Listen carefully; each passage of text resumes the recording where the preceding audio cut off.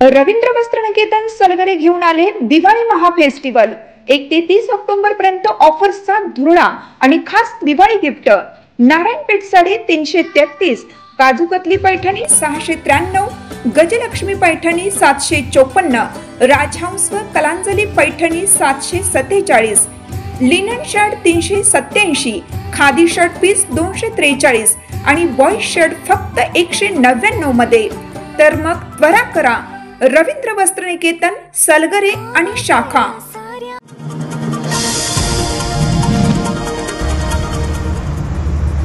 पुणे पदवीधर मतदारसंघासाठी महायुतीतील राष्ट्रवादी काँग्रेस आणि भाजप रस्सीखेच सुरू आहे। अशातच भाजपने विद्यमान आमदार अरुण लाड यांचे चिरंजीव शरद लाड यांना पक्षात घेऊन उमेदवारीचा शब्द दिलाय।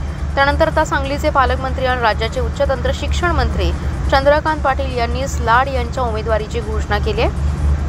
ताकाला जाऊन मोगा लपवण्यात काही अर्थ नाही असं म्हणत मंत्री पाटील यांनी पुणे पदवीधरचे भावी उमेदवार असा शरद लाड यांचा उल्लेख करत एक प्रकारे उमेदवारीची घोषणाच केली आहे। पलूस येथील भारतीय जनता पक्षाच्या वतीने आयोजित पक्षप्रवेश सोहळा, कार्यकर्त्यांचा मेळावा आणि जनसंपर्क कार्यालयाचं उद्घाटन हा भव्य कार्यक्रम सायंकाळी मोठ्या उत्साहात पार पडला।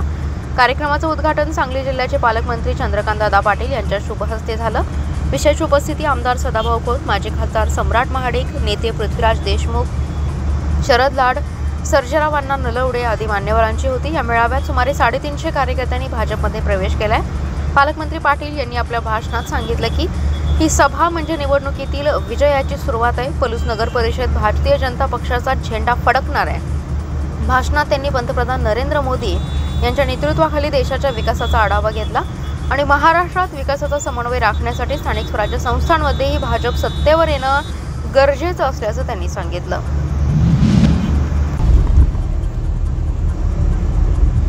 उपमुख्यमंत्री एकनाथ शिंदे यांच्या माध्यमातून विटेकर जनतेनंच आम्हाला विटा पालिकेची सत्ता द्यायचं ठरवलंय।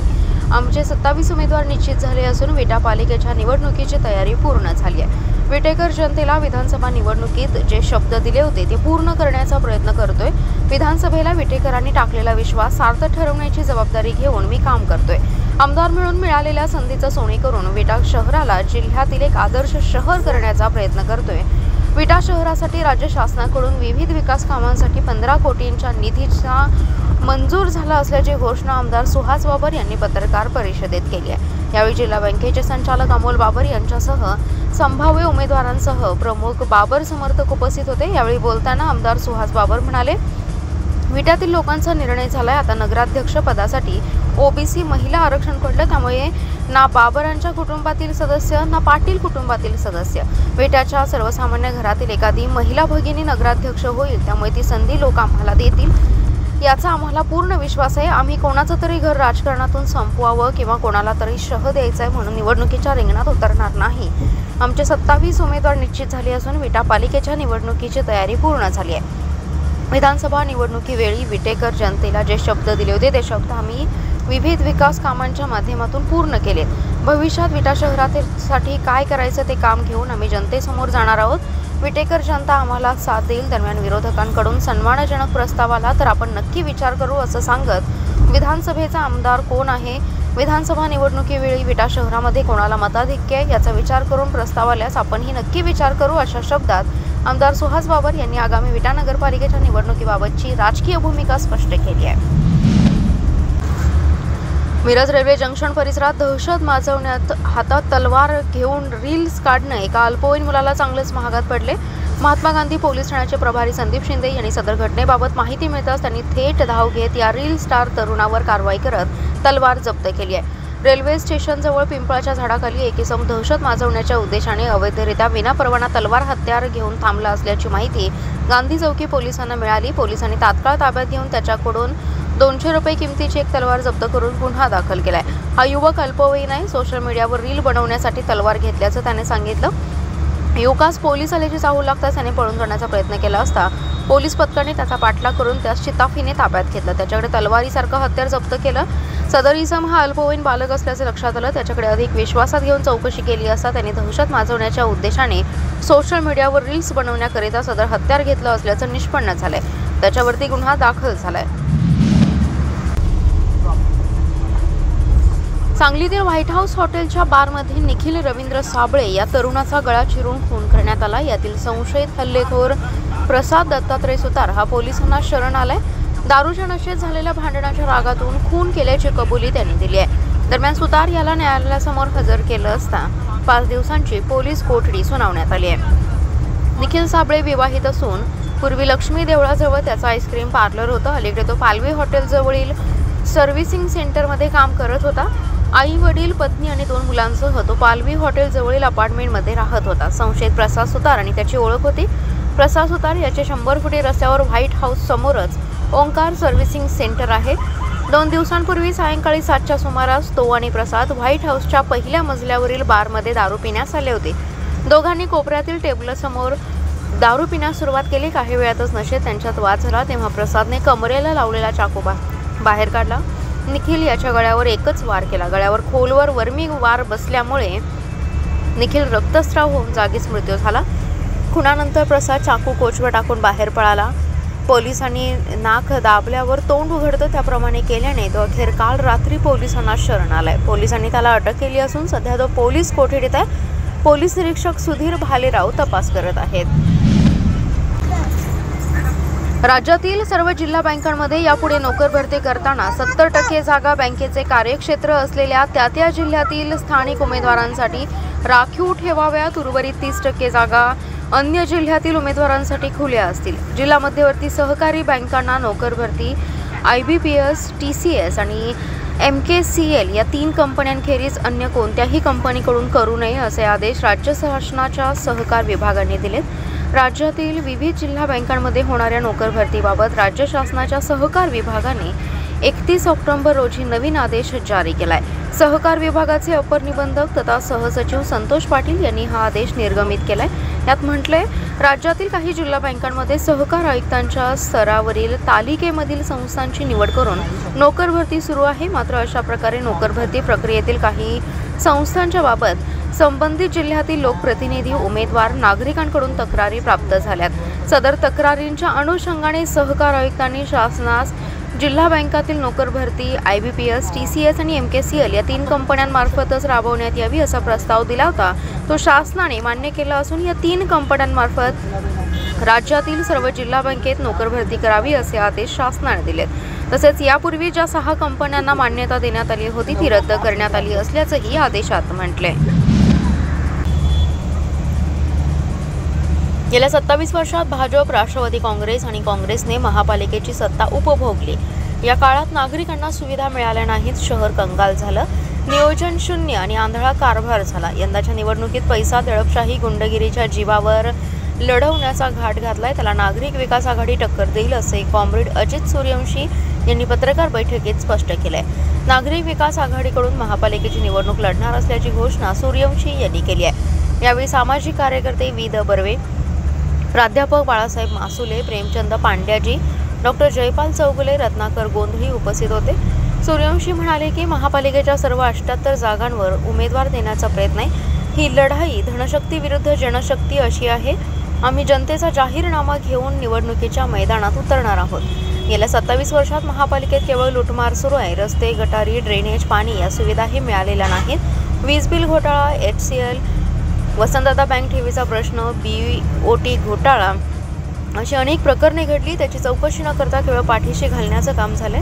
पूर्वी नागरिक संघटना प्रबळ विरोधक म्हणून काम करत होती, नंतर तिचं अस्तित्व संपलं, त्यानंतर मोठ्या राजकीय पक्षांचं वर्चस्व आलं। आता निवडणुका जिंकण्यासाठी पक्षाकडून निधी आणला जातोय।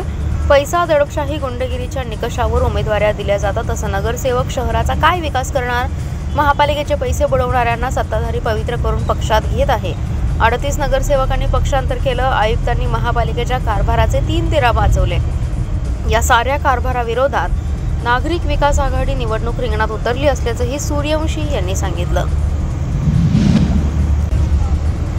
संजयनगर, अभयनगर, राजीवनगर, सह्याद्रीनगर, धोत्रे आबाद झोपडपट्टी, जयहिंद कॉलनी आदी परिसरात नशेच्या गोळ्या, गांजा आणि इतर अंमली पदार्थांचा वापर होतोय। अशा ठिकाणी पोलिसांनी कॉम्बो ऑपरेशन राबवून कडक कारवाई करावी अशी मागणी युवा शक्तीचे संस्थापक अध्यक्ष विनायक रुपनर यांनी जिल्हाधिकाऱ्यांकडे केली आहे। त्यांनी याबाबत पोलिसांना निवेदन देखील दिले। विनायक रुपनर म्हणाले, सांगली शहरातील संजयनगर, अभयनगर, राजीवनगर, सह्याद्रीनगर, धोत्रे आबा झोपडपट्टी, जयहिंद कॉलनी येथे तरुण पिढीमध्ये नशेच्या गोळ्या, गांजा, निकोटीन, सिगारेट्स आणि इतर अंमली पदार्थांचं प्रमाण झपाट्याने वाढते. या भागातील काही मेडिकल स्टोअर, पान टपरी तसेच काही ठराविक ठिकाणी गोळ्या आणि पदार्थ सहजपणे उपलब्ध होत आहेत. परिणामी विद्यार्थी आणि तरुण वर्ग नशेच्या विळख्यात अडकत असून त्यांचं आयुष्य उद्ध्वस्त होते.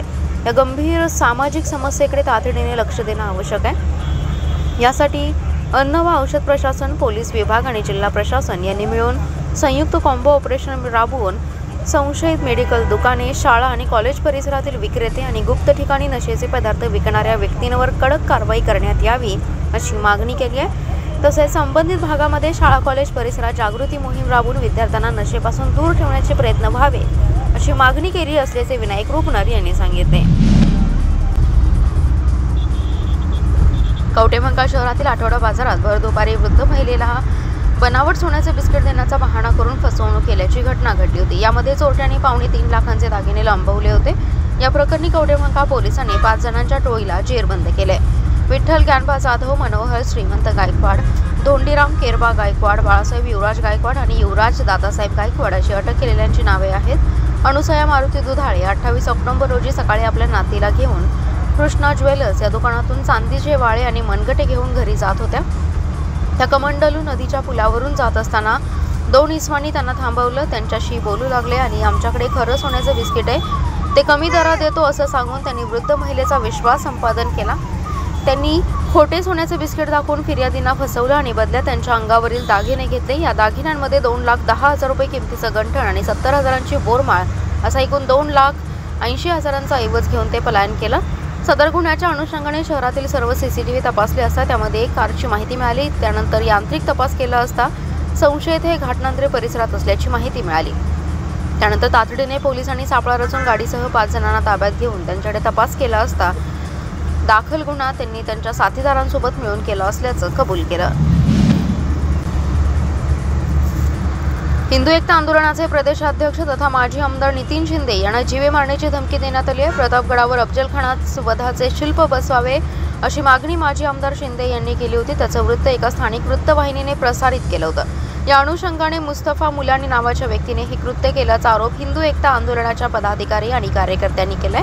संबंधित व्यक्तीवर तातडीने कारवाई करावी अशी मागणी करत हिंदू एकता आंदोलन संघटनेच्या कार्यकर्त्यांनी सांगली शहर पोलीस ठाण्यात जात तक्रार दिली आहे. यावेळी हिंदू एकता आंदोलन शहर जिल्हाध्यक्ष संजय जाधव म्हणाले, अफजल खान वधाचं शिल्प प्रतापगडावर बसवावं अशी माजी आमदार शिंदे यांच्यासह हिंदू एकता आंदोलन संघटनेची मागणी आहे. यासाठी सातत्याने सरकार दरबारी प्रयत्न सुरू आहेत. या संदर्भात शिंदे यांच्या नेतृत्वात सांगलीत नुकतीच एक बैठक झाली. शिल्प तातडीने न बसवल्यास येत्या 4 नोव्हेंबर रोजी सातारा जिल्हाधिकारी कार्यालयासमोर निदर्शन करण्याचा निर्णय या बैठकीत घेण्यात आला. त्याचं वृत्त एका स्थानिक वृत्तवाहिनीनं प्रसारित केलं. यावर मुलानी आणि माजी आमदार शिंदे यांना मारण्याची भाषा केली आहे. मनोज साळुंके म्हणाले की मुस्तफा मुलानी यासारख्या मुघली मानसिकतेच्या माणसाला पाठीशी कोण उभा आहे, याला कोणती जहादी मानसिकता संघटना आर्थिक सहाय्य करते, समाजातील वातावरण बिघडवण्याचं काम करण्यासाठी कोणती ताकद याच्या पाठीशी उभी आहे, याची चौकशी करून त्याच्यावर कारवाई करावी अशी मागणी करण्यात आली आहे.